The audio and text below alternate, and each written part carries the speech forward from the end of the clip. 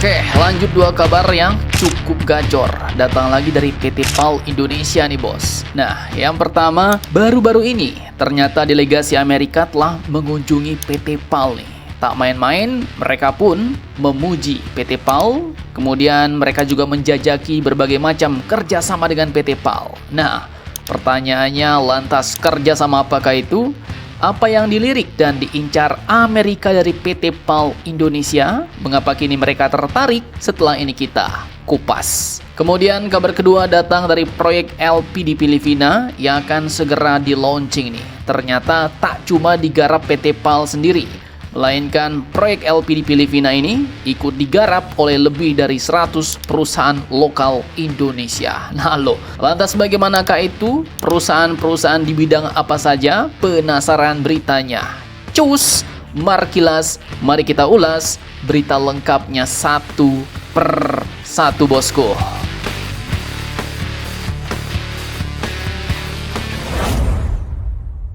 Oke, yang pertama jadi admin kutip dari banyak sumber berita berikut. Baru-baru ini, 25 Juni 2026, Konsul Jenderal Amerika Serikat di Surabaya, yaitu Mr. Christopher Green, bersama dengan delegasinya, melakukan kunjungan resmi ke PT PAL Indonesia, bos. Nah, pertanyaannya, kenapa tiba-tiba delegasi Amerika ini mendatangi PT PAL Indonesia? Oke, jadi dalam pertemuan tersebut, kedua pihak ternyata membahas banyak peluang kerjasama strategis di sektor maritim dan industri pertahanan. Topiknya pun tak main-main, bukan sekedar jual beli kapal perang, tapi menyentuh kerjasama pengembangan teknologi maritim, penguatan rantai pasok industri pertahanan, peningkatan kemampuan MRO, hingga pembangunan kemitraan industri yang lebih erat demi mendukung keamanan kawasan Indo-Pasifik. Nah lo, kayaknya ada bumbu-bumbu geopolitiknya juga nih bos. Direktur Teknologi dan Manajemen Resiko PT PAL, yaitu Bapak Brilzan Gazalba pun juga menjelaskan bahwa PT PAL kini mengemban peran sebagai nasional konsolidator industri maritim nasional katanya. Artinya ya, PT PAL bukan lagi sekedar galangan kapal bos, tapi sudah dipercaya pemerintah untuk menjadi motor yang mengkoordinasikan ekosistem industri maritim Indonesia. Mulai dari pembangunan kapal, integrasi teknologi, hingga pengembangan industri pendukung di dalam negeri. Jadi ya, artinya apabila ada perusahaan asing, misalnya Amerika yang ingin bekerja sama dalam membangun industri kapal perang di Indonesia, entah itu MRO, entah itu pengembangan galangan kapal dan lain-lain ya, maka kemungkinan besar PT PAL akan menjadi pintu masuk utamanya. Nah, bahkan Amerika pun kini terang-terangan memuji transformasi PT PAL, di mana menurut Christopher Green, PT PAL sekarang jauh lebih modern dibanding beberapa tahun lalu. Nah, kini muncul pertanyaan yang jauh lebih dalam bos. Mengapa Amerika tiba-tiba nampak begitu serius membangun hubungan dengan PT PAL Indonesia? Apakah ini sekedar kunjungan persahabatan atau sebenarnya ada strategi yang lebih besar di balik layar? Simak videonya sampai habis.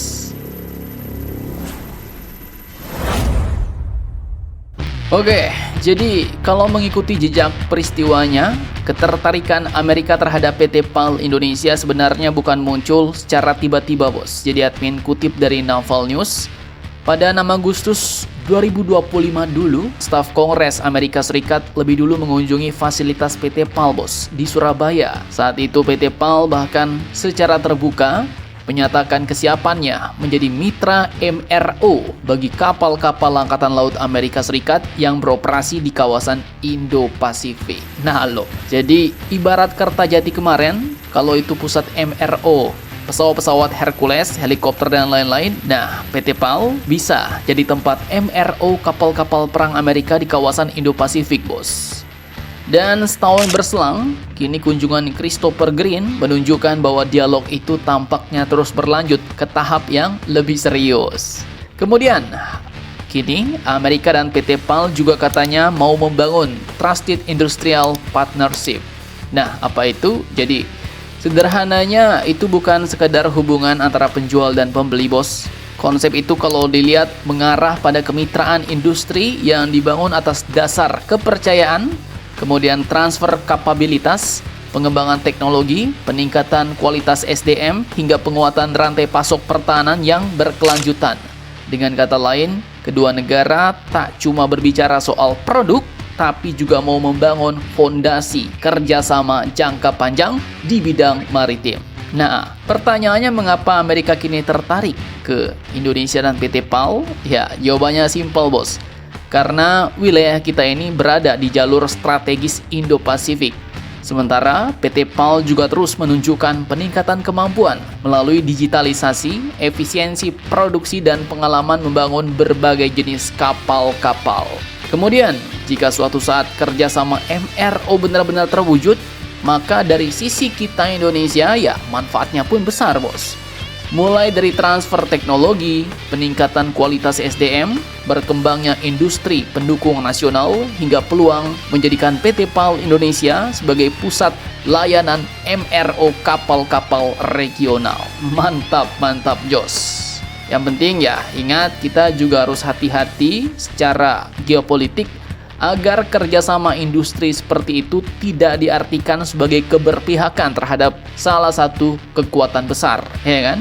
Nah, dari sini bisa kita tangkap nih bos, bahwa ketertarikan Amerika ke PT PAL ini menunjukkan bahwa PT PAL Indonesia kini mulai dipandang sebagai salah satu pemain penting dalam peta industri maritim dan pertahanan kawasan Indo-Pasifik. Dan kalau perkembangannya terus seperti ini ya, jangan-jangan ke depan bukan hanya kapal Indonesia yang antre di Surabaya, tapi kapal-kapal dari berbagai negara juga ikut mengantri ke PT PAL Indonesia.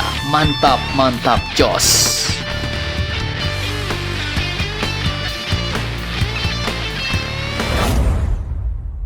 Nah, lanjut masih soal PT PAL bos, yang kabarnya telah melibatkan 100 mitra lokal dalam proyek Landing Dock Filipina sehingga mendongkrak industri nasional untuk naik kelas. Nah, jadi pada akhir Juni 2026, PT PAL Indonesia dijadwalkan akan meluncurkan Landing Dock Philippines 1, kapal pendarat amfibi sepanjang 124 meter, pesanan Angkatan Laut Filipina bos. Namun kali ini bintang utamanya ternyata bukan cuma kapalnya, melainkan lebih dari 100 perusahaan lokal yang ikut mengerjakan proyek ini.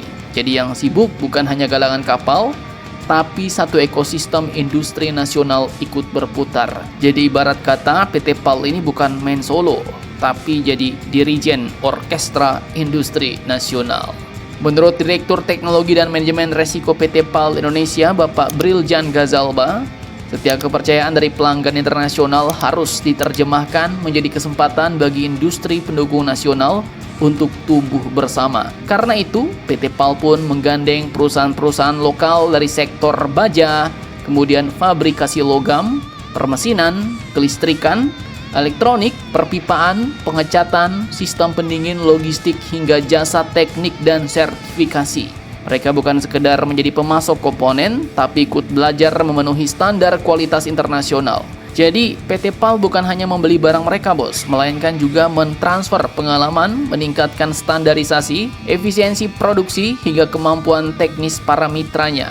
Ibarat kata bukan cuma dikasih ikan, tapi diajari bikin kapal penangkap ikannya juga. Nah, dan ini gak main-main, dampaknya pun sangat nyata bos, di mana ribuan tenaga kerja terserap, kompetensi insinyur dan teknisi meningkat, tingkat kandungan dalam negeri semakin tinggi, sementara ketergantungan terhadap impor perlahan berkurang. Dan yang paling penting, semakin banyak perusahaan lokal yang kini mampu menembus standar proyek ekspor. Artinya proyek Landing Dock Filipina bukan sekedar membangun kapal untuk negara tetangga Pinoy-Pinoy, tapi juga sedang membangun fondasi agar industri maritim dan pertahanan Indonesia naik kelas, semakin mandiri, kompetitif, dan siap berbicara lebih lantang di pasar global. Mantap, mantap, jos.